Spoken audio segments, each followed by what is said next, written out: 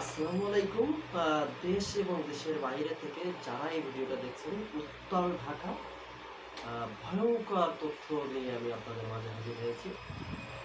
যারা প্রবাস থেকে এই ভিডিওটা দেখছেন, বাংলাদেশে চলছে এখন একটা ভয়ংকর একটা পরিস্থিতি। আর এই ভয়ংকর পরিস্থিতি নিয়ে আমি এখন আলোচনা করতে চাই। আমি এখন আপনাদেরকে তথ্য দিতে চাই, কোন দিকে মোড় ঘুরছে। ফিরে আসবেন কি শেখ হাসিনা? নাকি টিকে যাবেন ডক্টর ইউনূস? তো এসব বিষয় নিয়ে আমি এখন আপনাদের মাঝে কিছু কথা তুলে ধরতে চাই।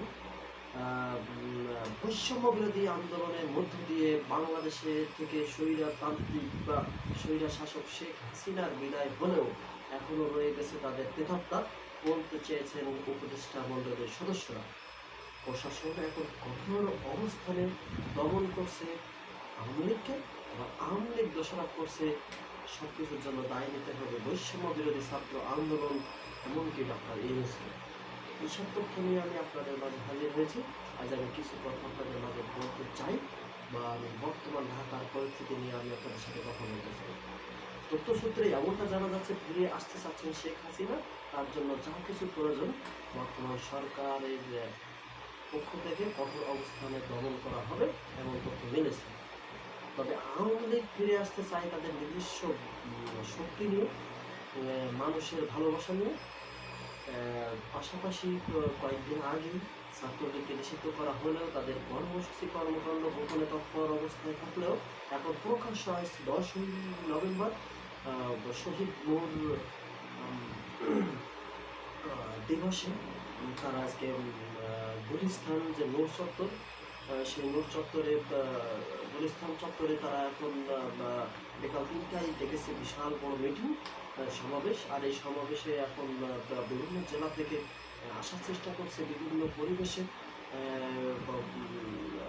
একতা হতে চাচ্ছে আওয়ামী লীগ, যুবলীগ, কৃষক লীগ, শ্রমিক লীগ, মৎস্যজীবী লীগ, এমনকি সকল ক্ষুদ্র সংগঠন, প্রজন্ম লীগ কঠোর হস্ত দমন করতে চায় আওয়ামী লীগকে, ছাত্রলীগকে। বৈষম্য বিরোধী ছাত্র আন্দোলনের পাশাপাশি ভূমিকা রাখতে চায় বাংলাদেশ জাতীয়বাদী ছাত্র দল, বাংলাদেশ জাতীয়বাদী বিএনপি।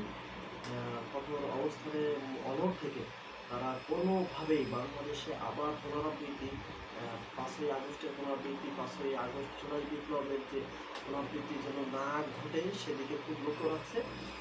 তরুণ সমাজ জেগে উঠেছে, যে কোনো অবস্থায় দমন করতে চাই আওয়ামী লীগকে, প্রতিহত করতে চাই এ ধরনের মিটিংকে। প্রবাস থেকে আপনারা যারা দেখতে চান, জানতে চান বাংলাদেশের বর্তমান পরিস্থিতি, আমি আসলে বলতে চাচ্ছি বাংলাদেশের পরিস্থিতি এখন একদমই ঘোলাটে। ইন্টারন্যাশনালভাবে রিপোর্টাররা, আমি কয়েকটা রিপোর্টে দেখেছি, এবং পাশাপাশি বাংলাদেশের বিভিন্ন চ্যানেলে আমি দেখেছি খুব করুণ অবস্থা। বিভিন্ন প্রান্ত থেকে সাধারণ জনতাকে প্রশাসন উঠিয়ে নিয়ে যাচ্ছে।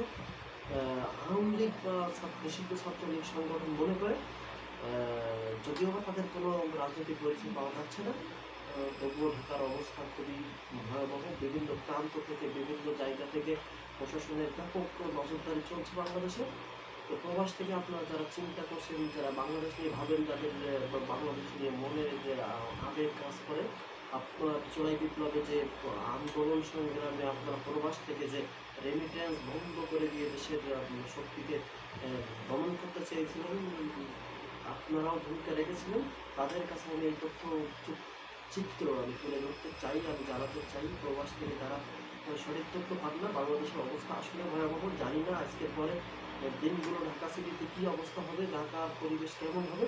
তবে আমি কোনোভাবেই ছেড়ে কথা বলতে চাচ্ছি না। তারা পুনরাবৃত্তি করতে চাচ্ছে এই আন্দোলনকে, সংগ্রামকে ভেঙে তছনছ করে আবার নতুন করে একটা বিপ্লব তারা আনার চেষ্টা করছে। পাশাপাশি ট্রাম্পের যে ক্ষমতায় আসা, সেই ক্ষমতাটাকে কাজে লাগিয়ে তাদের যে লবিস্ট নিয়োগ, পাশাপাশি ইন্ডিয়ার যে প্রচণ্ড সাপোর্ট তারা আশা করছে, এবং তারা খুব দ্রুত সময়ের ভিতরে, তারা 1 থেকে 2 মাসের ভিতরে নতুন করে একটা আন্দোলনের মধ্য দিয়ে বাংলাদেশের পরিস্থিতিকে একদম গড়াতে চাচ্ছে। তবে জনগণ কিন্তু আবার পুনরায় বলতে চাচ্ছে যে আগেই ভালো ছিলাম। জানি না কতটুকু ভালো ছিল, কতটুকু ভালো থাকতে পেরেছে। তবে হ্যাঁ, এখন আইনের শাসনের দিক দিয়ে বাংলাদেশ এখন খুবই নড়বড়ে একটা অবস্থা। আসলে পার্লামেন্টে নির্বাচিত প্রতিনিধি না যাওয়া পর্যন্ত একটা দেশের অবস্থা আসলে কখনো উন্নতি করা সম্ভব না। প্রশাসন আসলে এখন আহ, কি করবে?